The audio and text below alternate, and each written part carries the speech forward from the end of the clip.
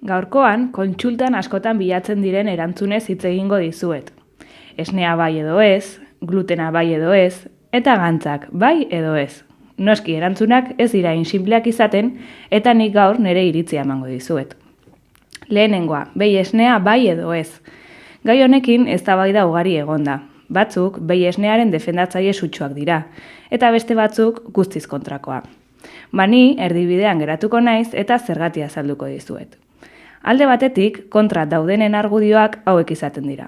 Mamifero bakarra garela, ama esnea hartu eta gero esnea hartzen jarraitzen dugunak, eta urteak pasa ahala esnea digeritzeko kapazitatea galdu egiten dugula. Lehenengo argudioarekin ez nago ados, gizakia gauza askotan da bakarra eta horregatik ez du zertan txarra izan. Bigarrenarekin aldiz, ados nago. Egia da, adinarekin, laktosa digeritzeko kapazitatea galtzen joaten garela eta ondorioz kalte egiten digula. Beste alde batetik, behi esnearen defendatzaile sutsuak diote behar dugun kaltzioa lortzeko beharrezkoa dela, eta osteoporosia saiesteko beharrezkoa dela. Lehenengoari dagokionez guztiz desegokia da. Kaltzioa lortzeko 1000 iturri daude, ez dugu zertan esnetik hartu behar. Berdina gertatzen da gainontzeko nutriente guztiekin ere. Ez dago elikagairik beharrezkoa dena. Behar ditugunak nutrienteak dira, eta beraz, pertsona bakoitzak nutriente horiek lortzeko, elikagai desberdinak erabili ditzake. Beste kontua da, elikagai guztiek ez dutela biodisponibilitate berdina. Hau da, xurgatzeko gaitasuna desberdina dela. Baina hori ere esnearen kasuan ez da hala. Eta hain zuzen ere, eta bigarren puntuari erantzunez, osteoporosia kaltzioarekin erlazionatua dago. Emakume asiatikoek esaterako ez dute esnerik hartzen eta okzidentalek baino osteoporosi intzidentzia baxuagoa dute. Guzti hau kontutan hartuta, nire gomendioa hau da. Hasteko, esnearekiko duzun tolerantzia zein den jakin behar duzu. Eta horretarako ezinbestekoa izango da denboraldi batez esnea hartzeari uztea. Etengabe hartzen ari zaren zeozerk kalte egiten dizun edo ez jakiteko modu bakarra hori da. Hilabetez ez duzu esnerik hartuko. Epe hori pasata, hobeto sentitzen bazara, digestio hobeak badituzu, larrua azala hobeto baduzu, esnea ondo digeritzen duzunaren seinale izango da. Aldiz, aldaketarik sumatzen ez baduzu, jarraitu esnea kontsumitzen. Baina ez edozein esne, behi esne naturala, baserriko esnea edan. Supermerkatuetan saltzen dizkiguten esnea produzitzen duten behien elikadura ez da oso nahi izaten. Pentsua, hormonak, ematen dizkiete eta ondorioz guzti hori esnera pasa eta zugana iristen da.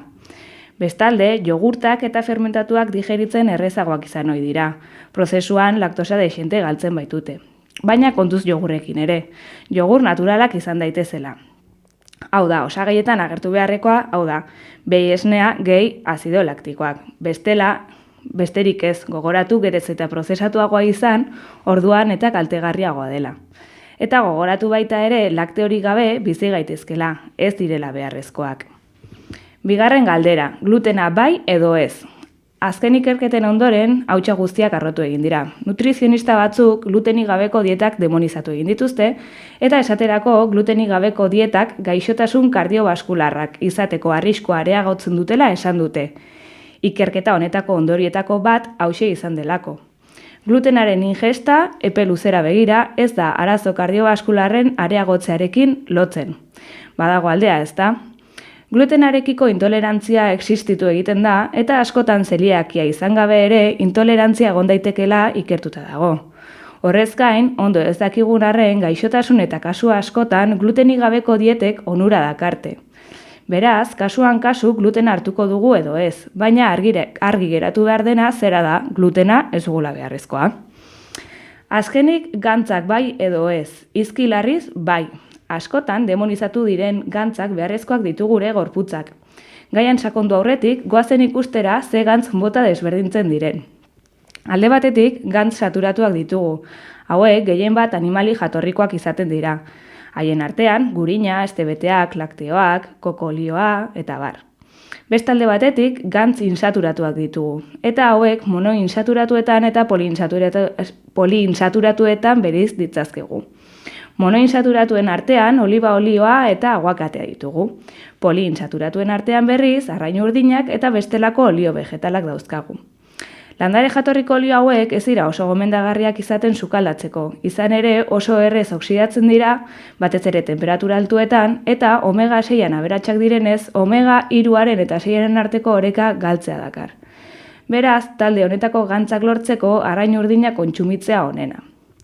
Horrez gain, beste talde batean trans gantzak dauzkagu, gantz hidrogenatuak. Azken hauek dira benetan demonizatu beharko genituzkeenak. Normalean, opilgintzan, izozkietan, margarinetan eta barra aurkituko dira. Aldiz, gantz saturatuekiko dagoen beldurra handiagoa izaten da. Hasieran esan dut, gure gorputzak gantzak beharrezkoak dituela, eta hala da. Are gehiago, gantz saturatuak beharrezkoak ditu. Betetzen dituen funtzioak asko dira. Hala nola, mintz zelularraren erdia gantz saturatuez osatuta dago. Eta hezurren osasunerako beharrezkoak dira, kaltzioa hezurrera atxikitzen laguntzen duelako.